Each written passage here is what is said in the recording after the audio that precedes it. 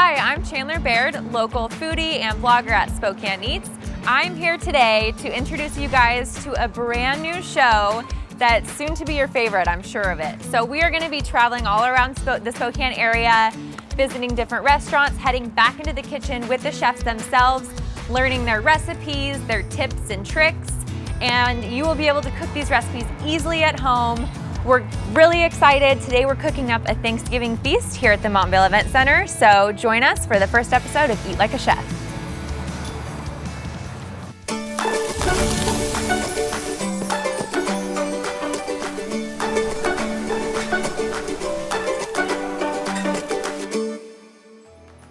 Hi Chandler, I'm Dan Gonzalez, the executive chef of the Catering, the EGA group, and we're here at the Montvale today.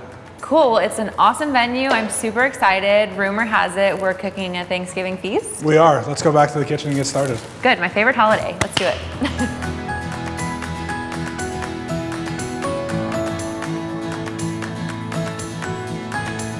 The Waldorf salad has a lot of history. It's a very popular salad. It's kind of one of the classics, and a lot of the things that we try to do with the classics is kind of make them our own. So we use seasonal ingredients, seasonal and local ingredients as much as we can. So today we have Washington apples, and they are from a local farm, and they're Honeycrisp apples. And then we have a local, it's actually from Oregon, Oregon blue cheese. And then we have some greens that are local as well. And yeah, so we're just gonna get into making this salad. Cool. So we'll start with yogurt. We're gonna add about a little bit more than a half cup, about 3/4 cup. Is it Greek yogurt? It's Greek yogurt, okay. And it's plain. You can get honey, and that would omit the honey, but we're also using a local honey just to keep it all local. Some mayonnaise, about 2 tablespoons. So how long have you been the chef at the Catering? I've been the chef at the Catering for about 2.5 years. Okay. Going on my 3rd one. Obviously Catering's a little slow right now. Yeah. But before that, I've been with the EGA group for about 4 years. I was the chef at the Wandering Table.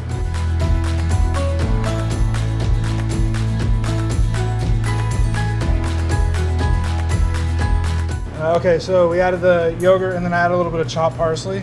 And then we grate or use a microplane to grate some lemon zest right here. It's about a tablespoon. Okay. We'll add that as well. Okay, and then we're gonna add some lemon juice to this. Oh yeah. Does adding that in there help the apples not brown? Because I've always heard that. Acidity will help the apples not brown. And for this, we're just looking for the acid mostly in our dressing to give it that little bit of tang or bite. Yeah. And we're gonna add a little bit of nutmeg. Yum. And a little bit of cardamom. Huh. And we're gonna add our local honey, about a tablespoon. Awesome. Perfect. Now we got all those ingredients going.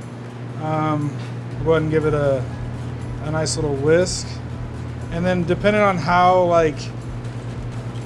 runny or not runny you want your dressing, I mean, essentially you're looking for blue cheese dressing. Yeah.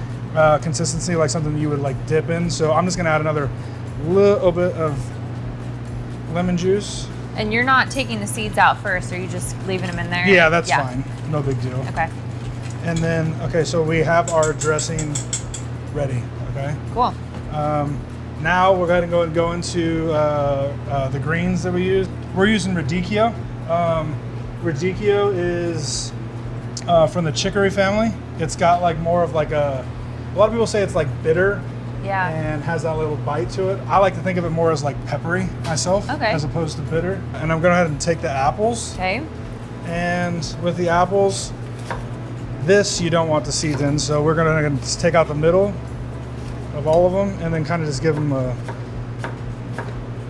chop down just slice them a little bit all the way through. So obviously with any kind of traditional salad, the ingredients are, kind of set, but in this case we're using obviously the Washington apples. We're going to use some grapes, and then we're going to use some candied, fresh candied cranberries. Okay, now we're gonna take the celery, which is again one of the key components to a Waldorf salad. And we're just gonna we want these like this, the celery itself, we want almost as thin as we can get it. Wow. So we're gonna just take it down. So a whole bunch of different textures are going in this salad. Love it. And now we are moving on to grapes, any kind of grape that you want. I prefer a mixture of red and green, just to give it, again, we're looking for more color and different things like that, so. Okay, so we got that going. Okay, and then celery has these beautiful leaves that a lot of people kind of just throw in the garbage. Yeah. But it'll add like a nice little like leafy, Oh. kind of cool texture to the salad. Do they taste the same as celery? They do. Yeah. They do.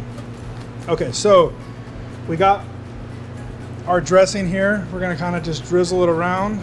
So you don't even do the taste test. You just know it's good. You I mean, can pretty look at much. it. I've made. You've made it a lot. I'm Made sure. it a lot, and then like just the salad itself, like is the ingredients that we're using. We use stuff like this for catering a lot because it does have that acidity. Yeah. But this kind of salad will look good on a buffet line for quite a long time. Okay. As opposed to like a vinaigrette, and especially with these like kind of greens, that'll Yeah. just continue to break it down and make it look all wilty and weird. Okay. And then so you're massaging it in. Does that like help with the flavors? I've heard of massage salads versus not. It helps with the flavors, but at the same time, like mostly what I'm trying to do is just coat the salad as Every best piece. as I can. Yeah. Okay. Again, we're just taking the blue cheese, and you can tell it's like local and it's pretty young because a lot of the blue vein hasn't developed inside of it yet. Oh, interesting. So it is blue Yeah. cheese, I promise, but not as you can blue. see, it's not very blue. And then just candied walnuts, again, the simple syrup technique. Just kind of sporadically place those everywhere. This looks amazing. It smells great too. You can smell the blue cheese. Alrighty. Thank you so much. This is my kind of serving size right here. Join us after the commercial break where we will head back to the kitchen and be joined by Chef Adam Hegsted making a green bean casserole. All right, we are ready to film some green bean casserole, but I can't find Adam anywhere. I've looked all over the kitchen. I wonder if he's maybe in the fridge. No? Hey, Adam, what are you doing in there? just making sure it's cold. Okay, so we're gonna start off by making mushroom gravy. This is gonna be for the green bean casserole. Start with a little bit of truffle oil. Yes, always. Add that extra mushroom flavor. A little bit of butter.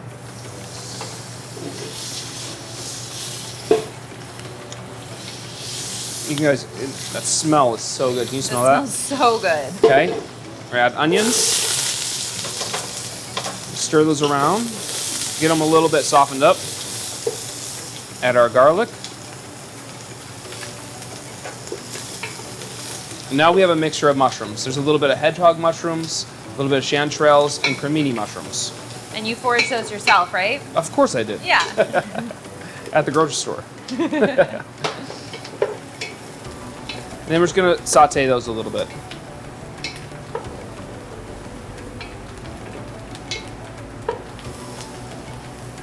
Next step. Now we're gonna add a little bit of flour. We're basically building a really quick roux. So a roux is used in traditional soups and sauce making. And what it is you're just cooking a little bit of flour with a little bit of fat. And what it does is thicken up the sauce. Okay, now we have it kind of cooked a little bit. I'm gonna add a tiny bit of salt. A little bit of pepper. Tiny bit of soy sauce. Soy sauce helps bring out the flavor. The mushrooms. Then I'm gonna add our stock. This is mushroom stock. It can be vegetable stock, beef stock, chicken stock, whatever you like to put in there. I'm gonna add a little bit of thyme. Let the flour incorporate. And once it starts thickening up, I can add a little more if I need to. This will take about 3 or 4 minutes to thicken up after it starts to simmer. And then we'll let that simmer for a little bit longer, maybe 10 more minutes, and kind of get the roux cooked a little bit and a little bit of the mushrooms as well. Now I'm gonna add a piece of charred rosemary. I just put this over the flame a little bit, get a little bit of char. Just adds a little bit of depth of flavor.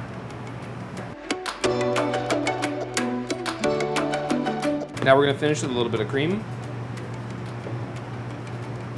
we'll let this cook for a little bit longer, for about 10 or 15 minutes until it thickens up. It really gets a little bit of that starch cooked out. You can see that it's like, it looks just like it's gravy, right? Yeah.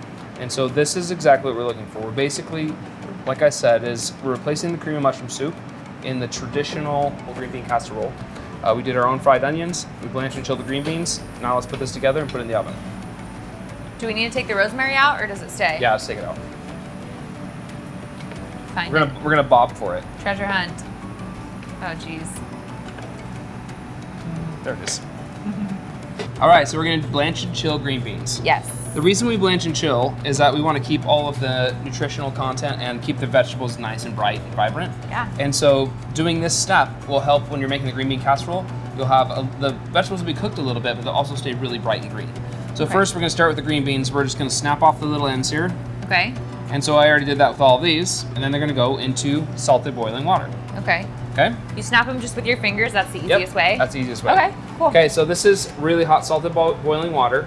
You want to make sure it's at a rolling boil, so the green beans are in there the less amount of time, so it keeps them nice and bright and green.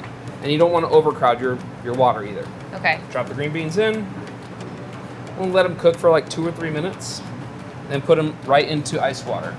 So while they're cooking, you want to make sure that you have the ice water ready so that when you take them out of the water, they're ready to go right into the ice water. Okay, these are finished now. So they're a nice bright green color, and we'll put them right into the ice water.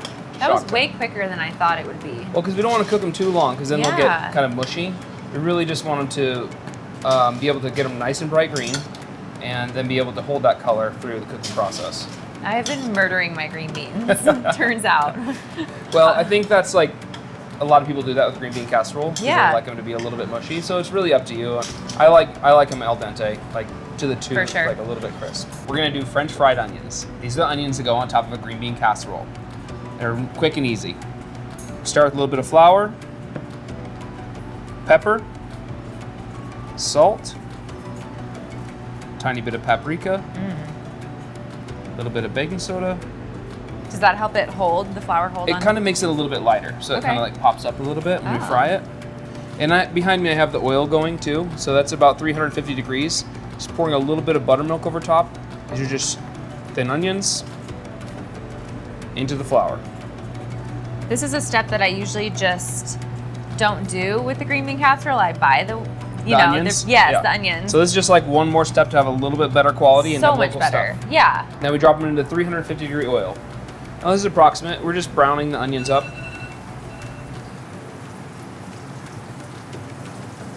Beautiful.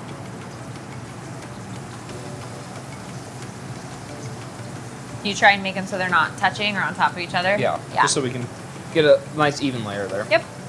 Okay, so these are all ready to go. And you kind of flipped them a little bit? Yeah, I flipped them around a little bit. They took about 3 or 4 minutes, and then we have nice crispy onions. All right, so we have our mushroom gravy here, with our chanterelles, hedgehog mushrooms, and creminis. We're gonna pour that over our blanched and chilled green beans. Does it matter how long you chill them for, or you just let them cool down? I just let them cool down, yeah. And then we're gonna just give that a little stir. Oh my gosh. We'll put in a little bit of our fried onions into this. About half. Wow. And it already looks like pretty classic green bean casserole. Oh, it looks amazing. It's just, we want to stick with like that same idea. Yeah. Except for we're just making it a little bit better. Zhuzh it up. Yep. Yeah. Let's dump that into our pan.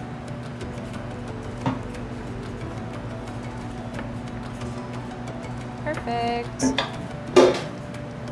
And then more crispy fried onions. Always. And like this is pretty quick too. Like once you get it into the oven, it's only take about 20 minutes or something like that. Oh, nice.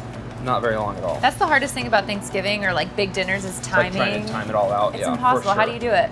So basically, I just look for what thing takes the longest, start with that, and then kind of work backwards. Okay. But it's like pre-planning, like making sure you have everything kind of set up and ready to go. That's why, like when we're doing these meal kits, we have them kind of prepped up, ready to go. We give you all the steps to get there, so then it only takes 7 or 8 minutes to get it into the oven, get it ready to go. Love it. My kind of dinner. Okay, now we're gonna put it into the oven. We'll let that bake at 350 for about 20 minutes. Our green bean casserole is finished. It's nice and golden brown. Everything's kind of incorporated together. Wow. Oh yeah, that looks delicious. Yep, we got our forks. All right, we're gonna let this cool down. Don't forget to join us after the commercial break. We'll be joined by special guest Kris Kilduff making dry brine turkey. Welcome back to Eat Like a Chef TV. I'm joined with my special guest, Kris Kilduff from Dynamite Enterprises. How's it going? I brought us a little treat just because I heard it was Thanksgiving, and in my house you got to drink when we do Thanksgiving. My buddies at River City Brewing did this Peach Me Your Ways barrel-aged sour. So I heard it's amazing. 150 pounds of peaches. Woo! That should go good with our turkey too. That's what I'm saying. Yeah, we're gonna do a dry brine turkey with apple sage stuffing. So I think that's gonna be really good. All right, well let's give this a try first before we start cooking. Oh, that's so good. That's what you want in your life. Oh man, that's so good. We're gonna dry brine this turkey. It's gonna marinate for 6 to 24 hours. Okay. And basically what a dry brine is it's salt, sugar, seasoning. It's a rub on the outside. And so we're getting the same effect that we would get for regular brine, except for it's just kind of rubbing on the outside. But it's gonna keep all that moisture and seasoning. A little less work. A lot less work. And you don't have to have a giant cooler sitting in your fridge or whatever. And then we're gonna roast it on top of the vegetables. But we'll just dry brine it and put it right on top of the vegetables. I'll have you go ahead and cut those up first. Sweet. So just go ahead and quarter up, or cut the 8ths in the onion, and then same with the apple, and then quarter up the lemon. Just throw it right on top of our rack. Sweet.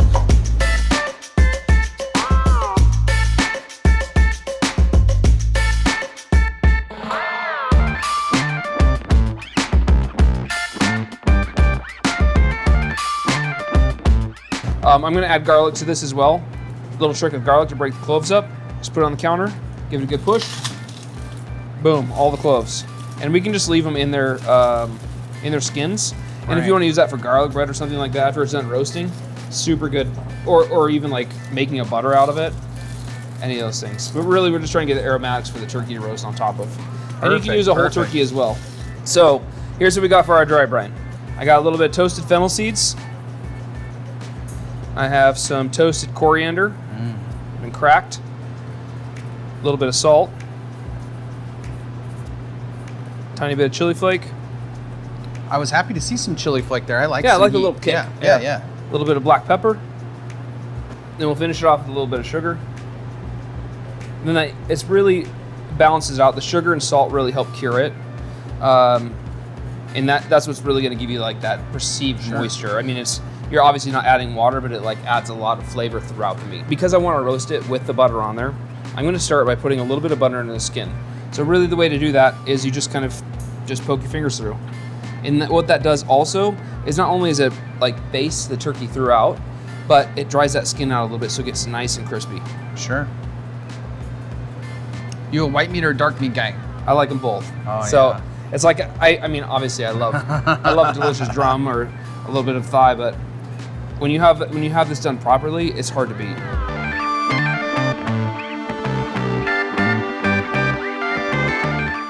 Okay, and then all I'm going to do is just add a tiny bit of oil, just kind of rub that on the outside of the skin. Okay. And all that's going to do is just make it crisp up really well when we're ready to go. And then I'm just going to put this in the fridge overnight. We're going to let this kind of dry brine, and then we'll put it in the oven when it's ready. All right, so this is dry brine for about 8 hours.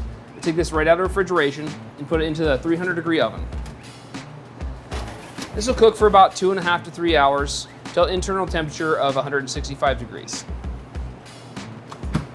Okay, so now we're gonna go ahead and do our stuffing. I'll start with the butter. Oh, the stuffing's my favorite. This is an apple sage stuffing, so it's got a little bit of that kind of fall flavor that goes really well with Thanksgiving, obviously. We're just gonna let that melt a little bit. You can go ahead and add the celery and the onions. Excellent. This is just diced celery. A little bit of onions. And garlic as well? Yeah, go ahead and throw the garlic in. We're just gonna get this so it's aromatic and nice and Don't we need softened like up a little 20 bit. more cloves of garlic than that? Okay. And go ahead and add the apples next. Okay. It's just a diced spray burn apple. And then we'll just let those cook for a second or two. Excellent. Tell me about what you do. Oh man, I just have my hands in so many things. I've been in the food scene forever. I feel like I was like Spokane's like first foodie, but really I'm just a fat kid. Like I just wanted to visit all the restaurants, and I started, but then just started writing for Spokesman Review. I run a page called Food Finder. I run a company called Secret Burger. Yeah. We just got our hands in a lot of things, working with a lot of the chefs in town, and gives me a reason to come visit you guys at restaurants. Yeah, and the stuff that you guys have done for us with Dynamite Enterprises, the amazing shirts and swag that we have at our restaurants. Yeah. It's been fantastic. Okay, so next up we're gonna add our herbs. So a little bit of parsley, sage, and thyme. All this? Just dump it all. Okay. We want it all. We want Yeah, flavor. I want it all too. Okay. And then a little bit of salt and pepper. Let's do it. Okay, then go ahead and add our stock. And we're gonna bring this to a simmer, and then we'll add our breadcrumbs at the end here. Okay, so it's coming to a simmer now, and we're gonna go ahead and just add our breadcrumbs. These are brioche breadcrumbs from our bakery, our commissary bakery. And really what we're trying to do is just, get this nice and get all those seasonings mixed in. Make sure that all the stock gets incorporated. I think that's one of the coolest things about your restaurants is you guys even do all your buns for all your We do all of our own burgers and all buns. your Yeah, we do our own spots and, kimchi, pickles. That's amazing, Finish with a little man. more butter here. It's like such a next level when you're adding all it's those elements. Well, it enables you to control the quality, really. Right. Well, I think that's what's great about these like meal kits is you're able to give you access to like all this like fantastic stuff that's difficult to find or is not easily available in the grocery store. Okay, so we got this kind of going now, and we're gonna go ahead and dump it into this pan, and then we'll place this in the oven too for when we're ready for it. Just kind of bake it a little bit, and you can stuff this inside your turkey. You can just bake it individually. It really depends on how you would like to serve it best. Okay, we're gonna go ahead and throw this in the oven for 20 to 30 minutes at 350 degrees. Okay, so our turkey's sat for a little bit, it's rested. We have our drums are ready to roll, obviously. Let's go ahead and cut this breast up. Okay, it looks like our stuffing's ready here. Let's get this thing plated up.